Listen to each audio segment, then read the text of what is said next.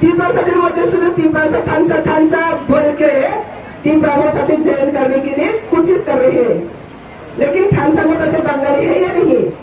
है या नहीं? बोलो, तुरुक्सा है या नहीं? मुगलिसा है या नहीं? तो क्यों जो लोग कार्यकर्ता है, लीडर है, क्यों कह रहे हैं तीन थानसा हो? हाँ, तो तीन की बोका बना रही है ना, तीन का भूख बना रही है ना, तीन क्या आग बंद है? बात तो सब आग बंद हो सकता है, लेकिन अभी आग बनी है, आग खोलकर दुनिया के देख रही है। तो कोई सीटिंग नहीं कर पाएगा, कोई सीटिंग नहीं कर पाएगा अभी।